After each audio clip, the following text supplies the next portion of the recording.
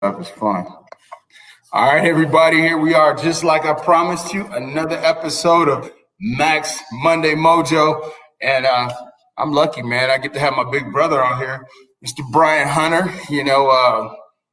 home run hitter, World Series goer, played for almost every team in the league. Yeah. But we're going to sit here. We're going to have a little fun. We're going to talk about kind of what motivated him because, being a pro athlete is not easy. You're only 1% of 1% when you make it to that level. So blessed to have him on. Brian, what you doing out there? It's a pleasure seeing my guy do what he's doing and getting to watch these videos, laughing at him, and then talking to him, on the side. The conversations that that we have, I know you guys wish you could hear, but I'm so excited and happy for him, his new adventure. And I'm sure the world is getting to see a different Mac. Yeah, man. You know the old Mac. Well, man, we were just talking. How long have we known each other, man? Since we're probably 7, 8 years old, something like that. 7, 8 years old, 9. What you 2 years younger than me, right? Yep, 2 years now. Probably like 9 and 7 since we was 9 and 7 years old. Man, running around Parwood Apartments, and those of you who are on here that went to Paramount High School probably know Parwood because a lot of us were in Parwood and went to Paramount High School too. Yeah, Parwood High School in North Long Beach. You cross one street, we in Lakewood. You cross another street, we in Paramount. Yeah, and not too far over, then we cross over into Compton, and that's where we got our Compton roots in there too. Yeah, it's funny because everybody got into the whole straight out of Compton and everything, and everybody wanted to be from there. And our parents, went to high school there. Yep. And that's a kind of funny story too, because what we had. I'll let you tell a funny story about our parents, man. Well, the funny story is. Once we start, all of us start being friends in Parwood, meeting each other, and just developing our friendships before we met the parents. Remember, Mac? We're all latchkey kids. I know. we're all latchkey kids, and we didn't know what that meant back then. No, we didn't know what it meant. And remember, we couldn't be in the house. Nobody could go in your house, right? until your mama came home. But we still were sneaking in the houses.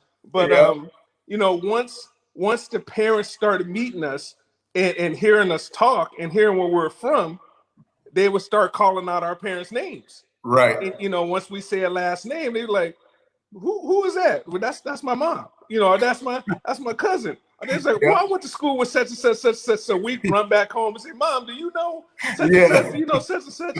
So it was, it was crazy, but I think that brought us closer together because we were already brothers, just being latchkey kids, didn't really have a brother, Right. So if I wanted to hang out with Mac, he lived in the front, we go hang out in the front. I lived in the back by the train tracks. It's crazy. Parwood, Parwood is Parwood. Yeah, and everybody's mama was everybody else's mama. Yeah, depending on where you were at. Yep. you got yelled at just the same. You got yelled at. You got popped in the head. We old school. All that other stuff they talking about timeout. That didn't work with us. No, not with us. And you know what though? And you can tell because look at the men that came out of that place. Very strong-willed. 1% of, like I said, 1%. Yep. Look, it's a lot of pro athletes that have come out of Parwood. Yeah.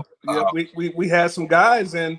And when that rec hall opened, man, we was doing our thing. We was playing sports day and night. Yeah. All day long we was playing sports. Well, not only that, we got a lot of first responders that have come out of there. Yep. We got doctors, lawyers, things like that. So it's been a breeding ground for success and really whatever you want to do. And I know a lot of people never believe me when I tell them this, so you can co-sign. Did we play football, tackle football, on cement? Yes, we did. We played tackle football or the other way, a hard game of touch. Yeah, hard when you would fall down when you got touched. Mac, remember playing football in the street, and we used to get mad when the car broke the game up, when the car had to drive down the street. Oh yeah, and then throw stuff. We mad at the car when the car doing the thing they supposed to do. Yeah, they're trying to get to their house and we're mad because they're messing up our game. Yeah, we got to stop. Yes, back in the day, man. Growing up there, man, I always look back on it and like even like when I'm looking for strength to get through a day or to help somebody out, just looking at back where we came from and the strength that was built up in that group of men now that we still keep in contact. We still have a text message string that goes Yep. on to this day, man. So, but that's over 40 years of just Yep. keeping in touch. Everybody knew where everybody was at, so and pushed them forward. That's what I'm Uh-huh. talking about right there.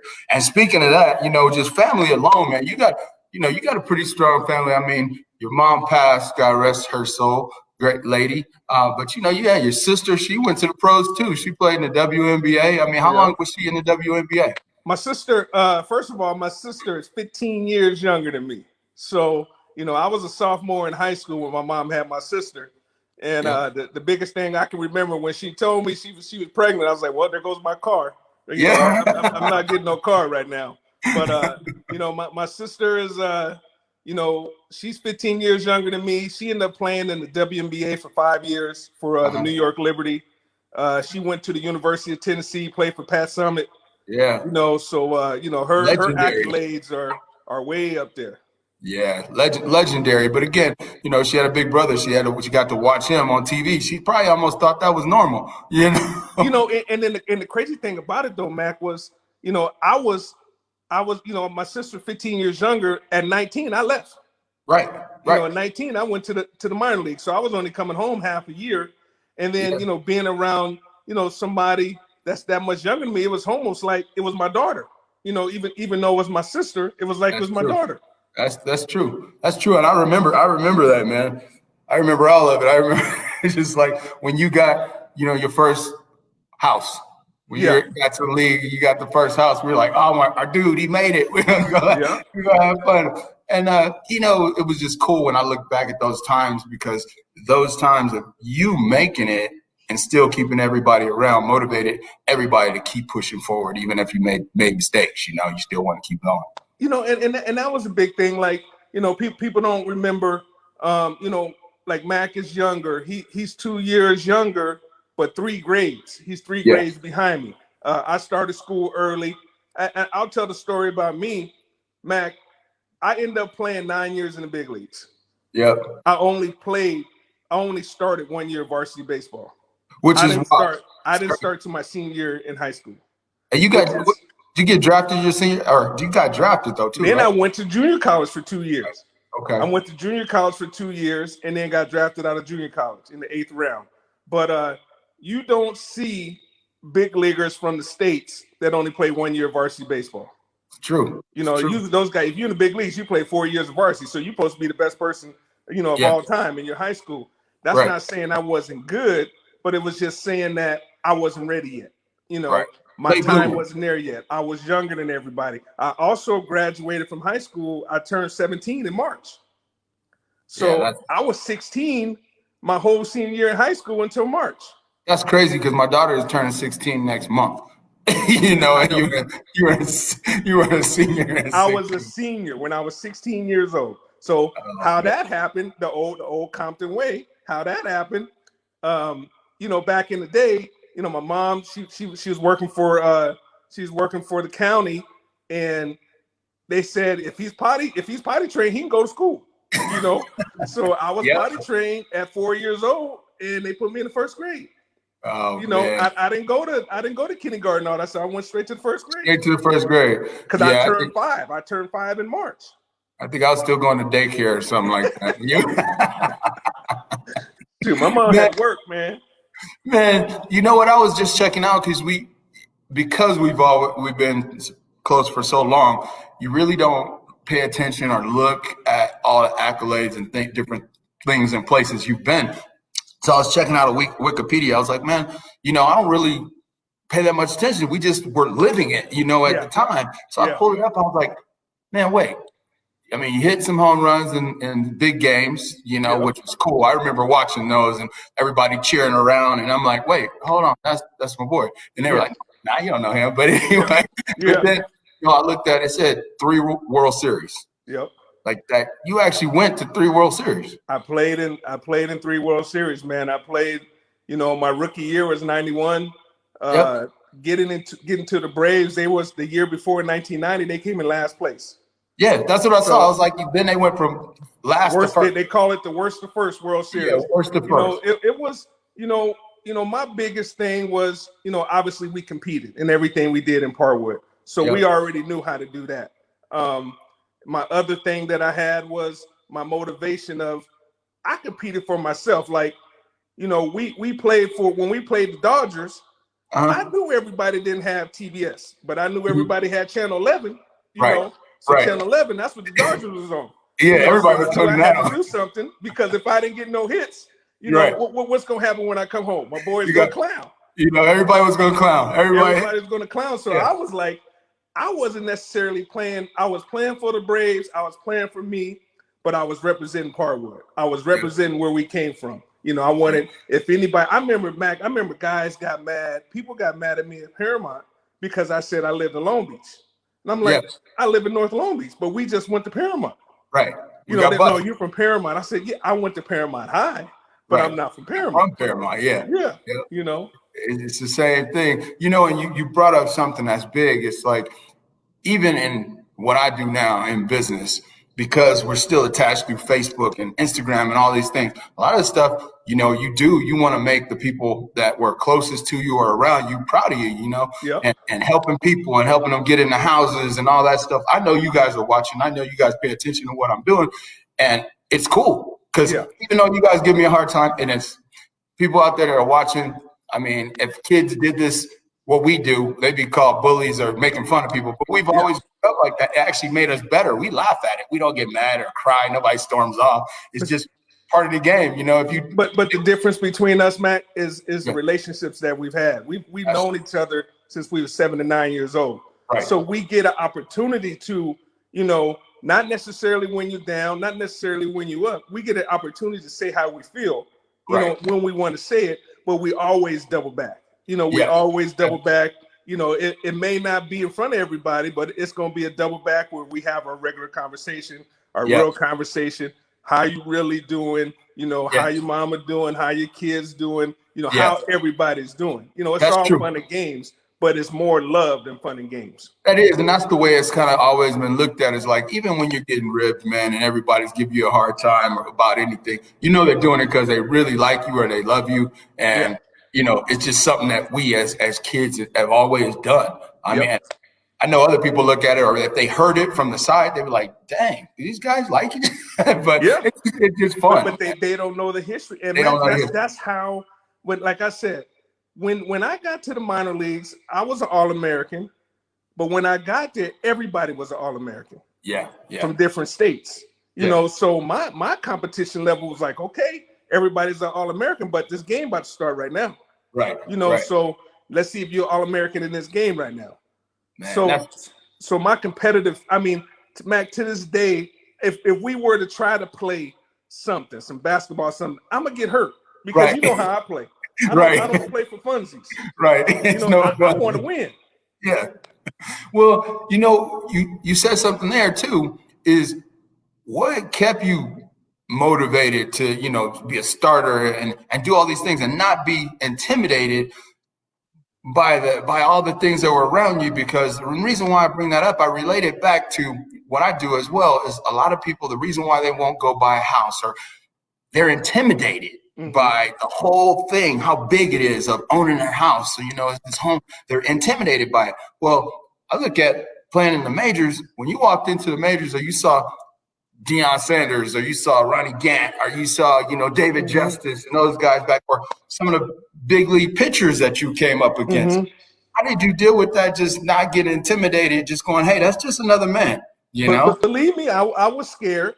I was nervous, like, watching, I started to play against guys I watched on TV.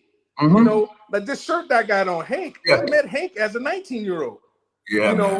One of my roving coaches was Willie Stargell, would come and talk to me and stuff like that. But, when it's Daryl Strawberry, I was like, man, I got to scoot back. Daryl hitting the ball too hard, type of deal. Because it was a different kind of sound. Was it really? I can tell you that the biggest thing, like I used to always say, Mac, I really didn't hear the crowd when I hit.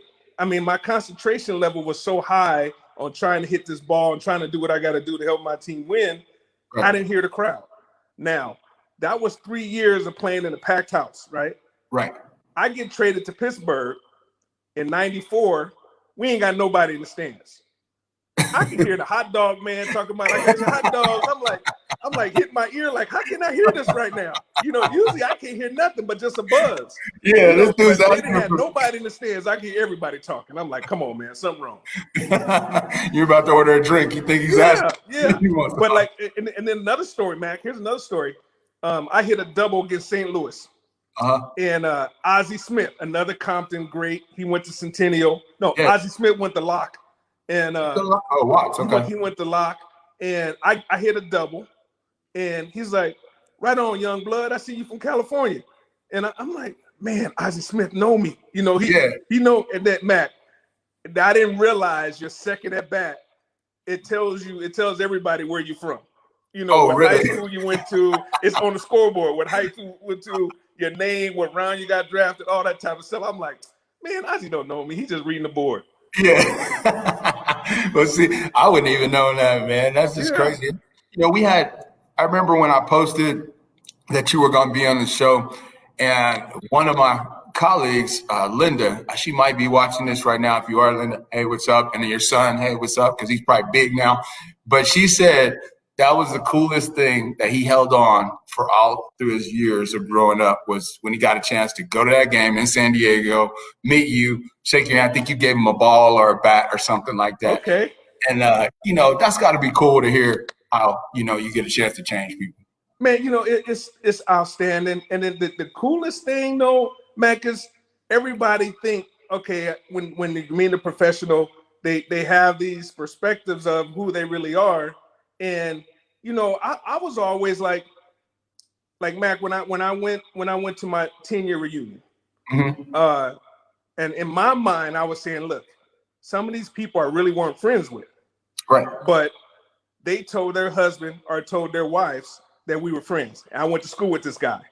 Right. So it was up to me, even if I wasn't friends with him, man, Mac, I shook so many hands and talked to so many people at their reunion that, you know us, we were Parwood strong, and we only represented for our guys, and we only hung out with our people, the girls who lived there, all that type of stuff. We was all about Parwood. Yeah. But I felt like it was up to me because I didn't know what they said to their husband or wife about me. Right. But it was up to me to introduce myself, say hi, take pictures, and all that stuff. But that was the Braves way. That's what we had to do with the Braves, being, we was on TBS, So they pulled like the top 15 guys in the minor leagues, and we got speech, we had to do speech classes. We had to do all this type of stuff. So when it was time for this, when it was time for me to have these kind of conversations, I knew how to talk. Right. And you said, how you felt you needed to, shake hands and be nice and get to know everybody. And that's cool, because that's who you are, man. I mean, even with us, you always made sure you brought us around, us being younger. I remember I've gone to spring training, I think when Dion was like my idol. I remember you called and said, hey, you want to go out to dinner, man? I'm going out with Dion. I was like, who? Oh, hell yeah, I'm going with Dion. And I'm sitting there, man, and I'm still awestruck. I'm like sitting in the corner I can't remember where we went to go eat, man. We went to eat at I want to say it was like a Cheesecake Factory or something like that. Or Fridays or something. Yeah, it was something. It wasn't no major, crazy, high expensive place like everybody thinks that we would have gone to. But I remember the whole kitchen staff came out to bring our food, and it was just funny because, everybody has these opinions of prime time. So I went in there having those opinions, and then you sit down with this person and go, hold on, he's actually really cool, down to earth, and is trying to spit knowledge to me and help me. And a lot of that stuff that I still remember to this day, that's pushed me when I had tough times, where everybody said, oh, you can't make it in real estate. No, you have to be this or that. And I look back at those conversations and go, these guys say I can do whatever I want to do. Yeah. Now, Mac, one of the biggest things, and I think it can trans over to not only sports. I think it can trans over to everything in life.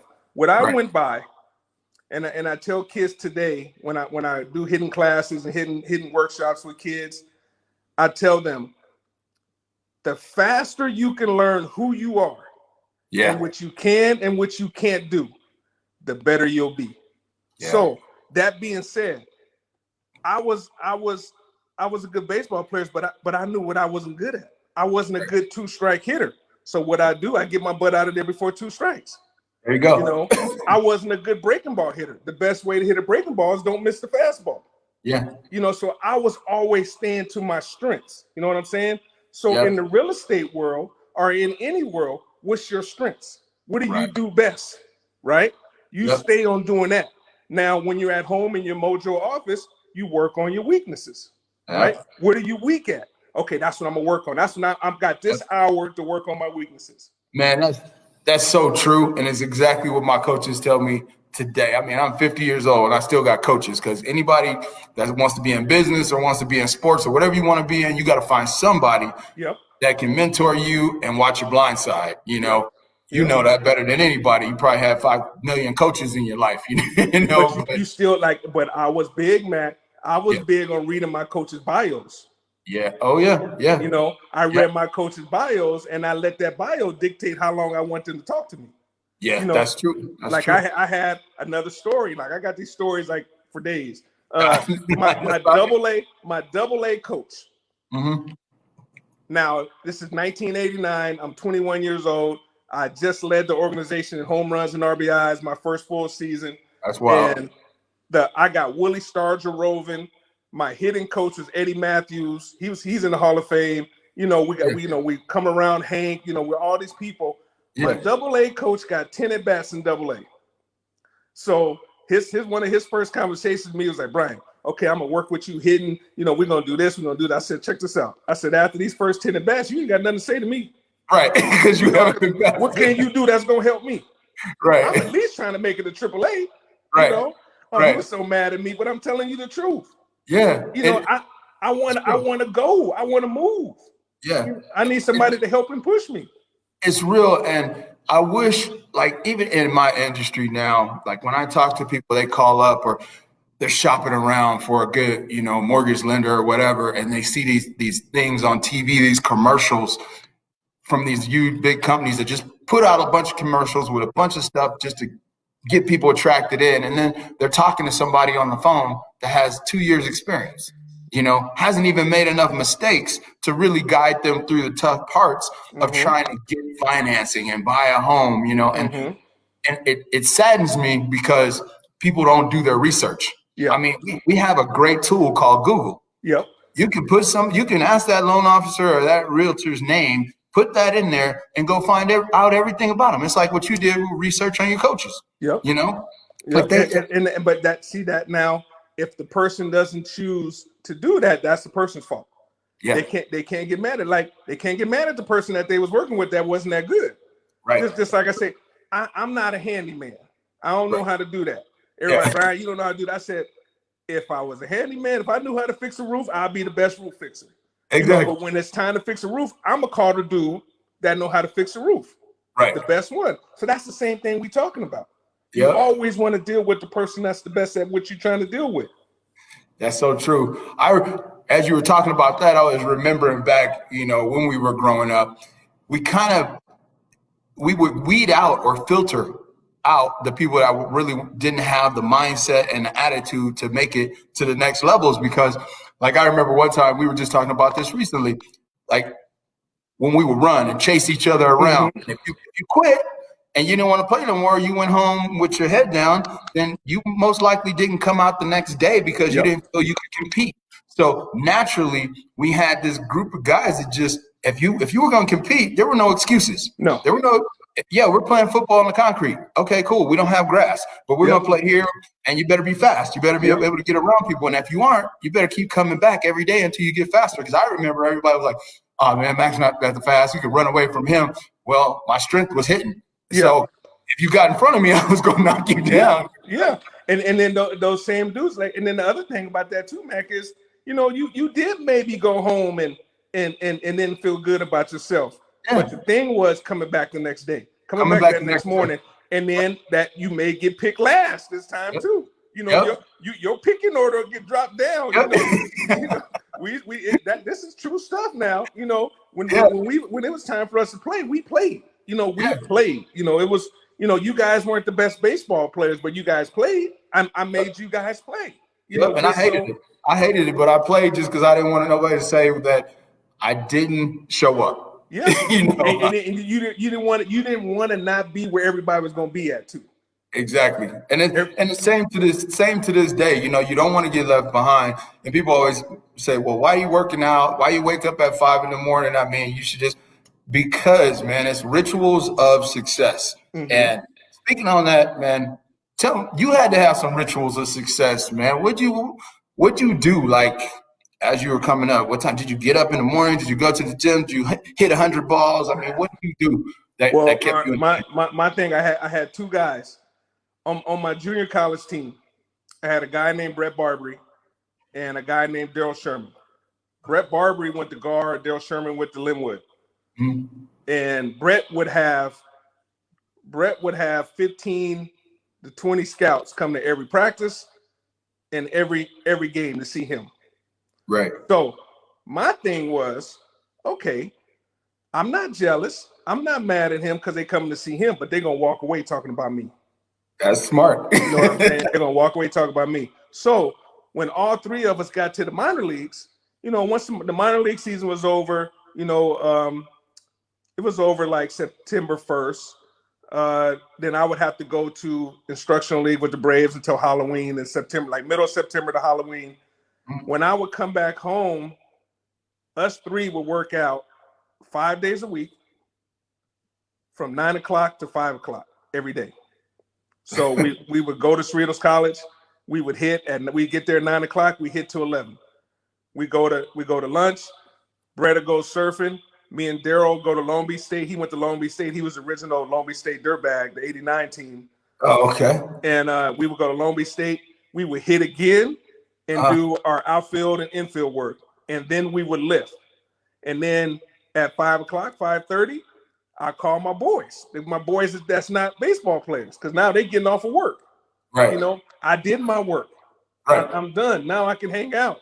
Right. You know, so I'm serious, Mac. Every single day, 5 days a week, from 9 o'clock to 5 o'clock, I was on the field.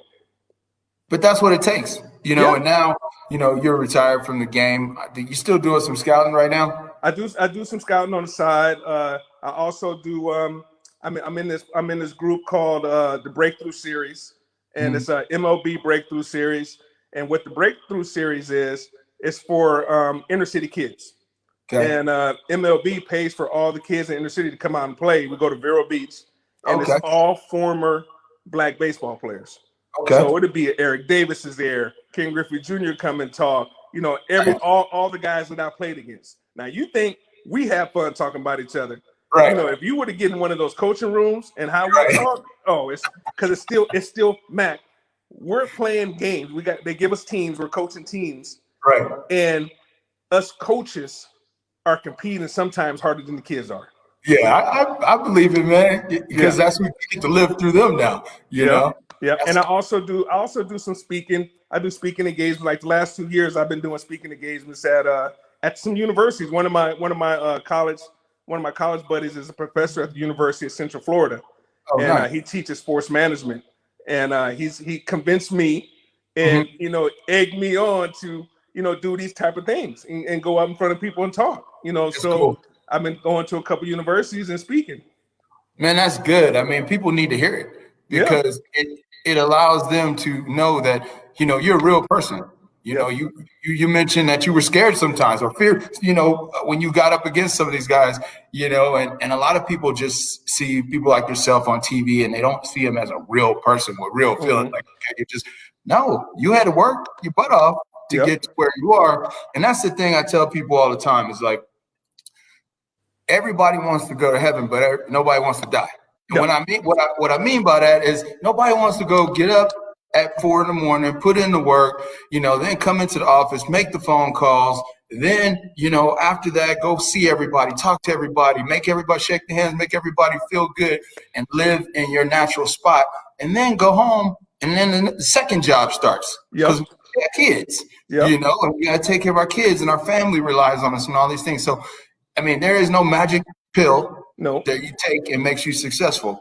And that's what I tell people all the time. And it's fun to hear you talk about it from an athletic standpoint, but now start talking about it, through outside of Yeah. athletics. Mac, And and the biggest question, Mac, the last 3 years, the biggest question I get from the kids, because I talk to grad students and I talk to undergrads. mm-hmm. The biggest question I get from the kids the last 3 years, Mac, it's been, okay, what if when you failed, did you just want to quit? Yeah. I'm like, no, that's not, No. in baseball, you fail 70% of the time. Exactly. You're a Hall of Famer if you hit the ball 3 times out of 10. Yeah, but Matt, that's these kids today because they're so used to failing, Right. and their parent put them on a different team, Yeah. or they build another team for them.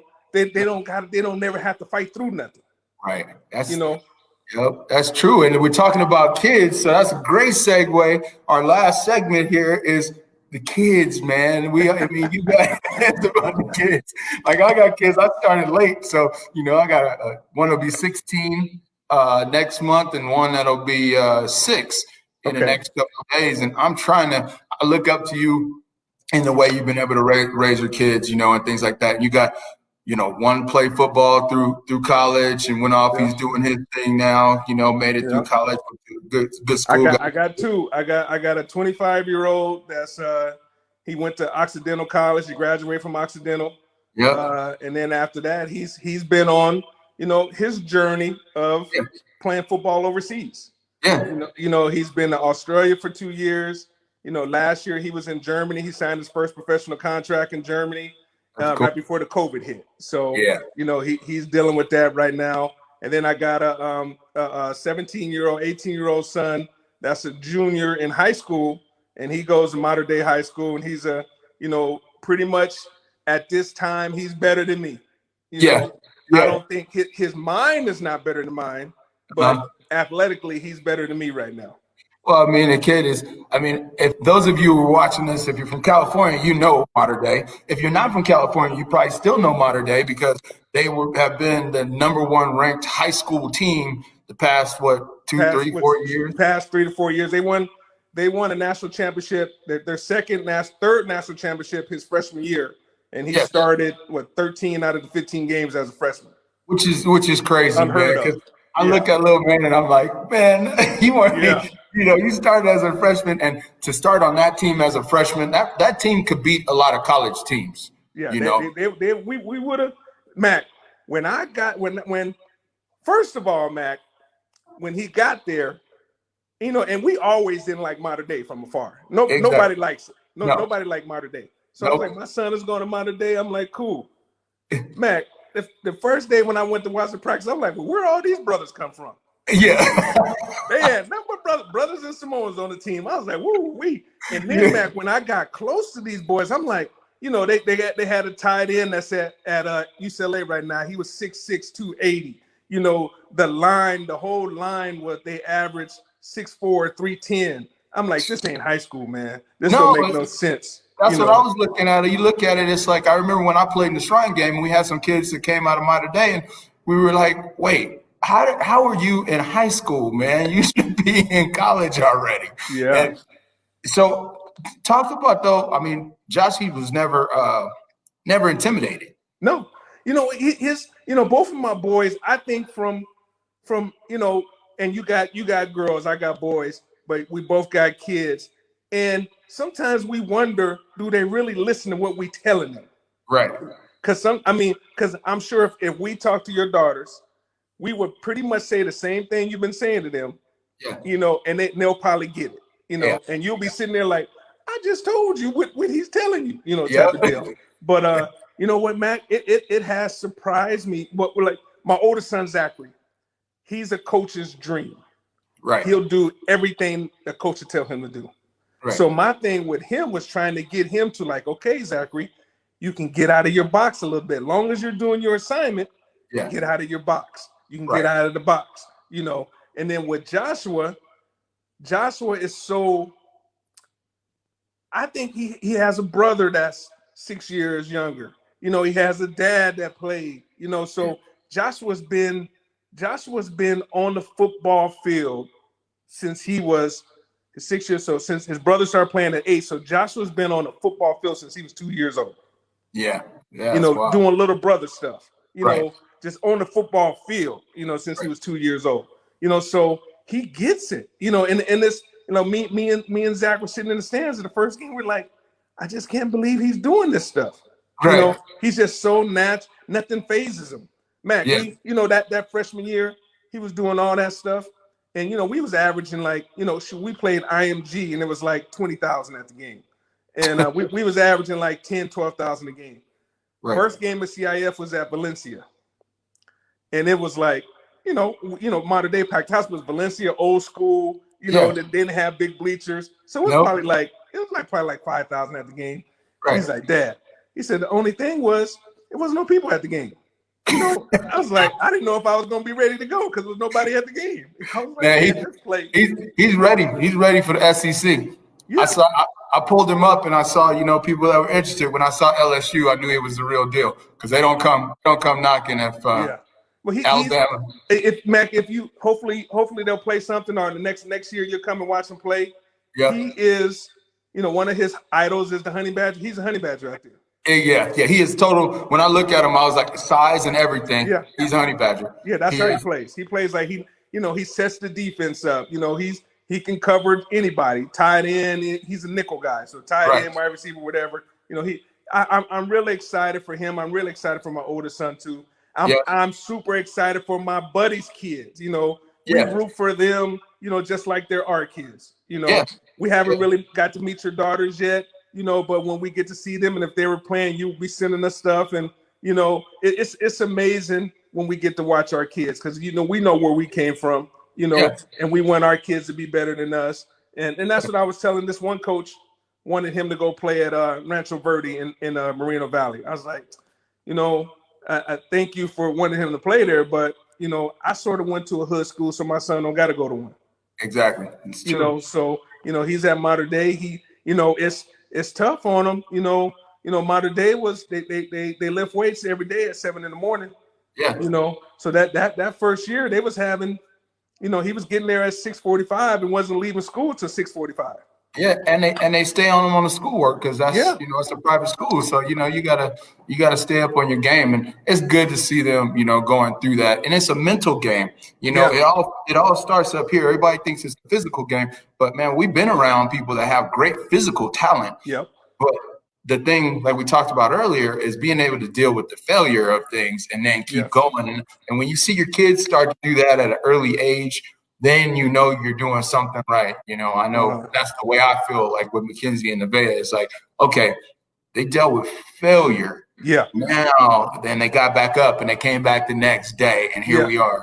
Like, Mac, do you think we got that? Like, I remember, I don't know if people used to tell you, but I remember, you know, when we were in Parkwood in summer, you know, we doing our normal stuff. But I remember when people from like Alondra or Collins or Paramount would come over, you know, come to Parkwood and hang out with us, they would say how much fun it is. I'm like, yeah, it's fun. They was like, we'd rather live here. I'm like, you live in a house.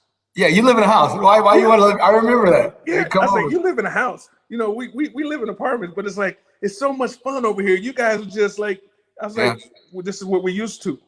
Right. You know, and we're not saying, I mean, even though we lived in apartments, it wasn't no beat down apartments. Yeah. You know, everybody was, you know, just I'm thinking right below middle class, you know, but because we didn't ever want for anything, no.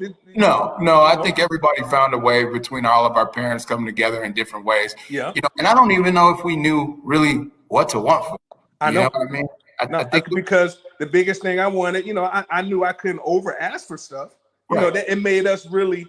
I think it really made us like whatever you wanted for, make sure you really want it. Right. Just so I want this, just to say I want it, you know, type of deal. You know, makes sense.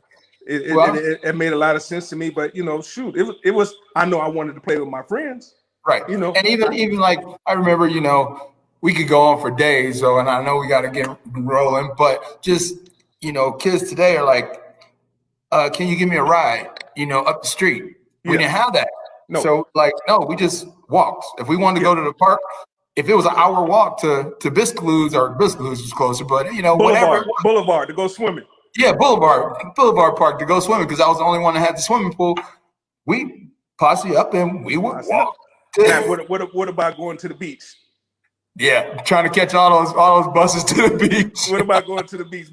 Like I said, just like you said, we have stories for days. Everything is amazing. Everything is a great memory. Oh, here's one though, Mac. With your daughters, what about them losing something and expecting to get it back? Yeah. I was like, man, I wish I would lose, like Josh would lose a shoe. I'm like, I wish I would tell my mom I lost one shoe. Yeah, no. Oh, man. Yeah. Man, it's always good to see you, and I'm glad you're doing good out there. I'm gonna be out there in, like I told you, a few weeks. Okay. And I got to stop over and say what's up. We'll go grab some food or something. But man, I appreciate you taking the time, because people listening to your stories and how you stay motivated, no matter what they do. If they're in sports, they're working with their kids, they're an entrepreneur, you could take these same principles of success and use them. Yep. And create habits that are going to get you to the next level. So if you failed last year, didn't do what you wanted to do, it doesn't mean you don't show up the next year and try to do better, make yourself better, learn and study. So the biggest thing I try to say, Mac, is I try to be consistent. And if anybody was listening to this conversation or any conversation you have, if there's anything that we have said or we have mentioned that's going to help you be a better person, keep it and put that in your back pocket. Anything else, just let it go in one ear out the other. And just whatever you can catch that's going to help you be a better person, catch that and put that in your pocket. That's what I'm talking about. And that's the best way to end this segment of Max Monday Mojo with my man B Hunt.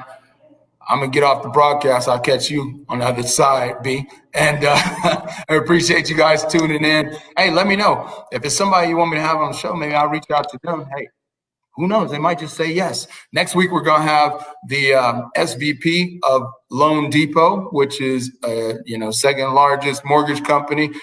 And I happen to work for them. And we have an affiliation with Major League Baseball. So it's a perfect segue into that. So I'll see you guys later, man. B, I'll talk to you in a minute. All right.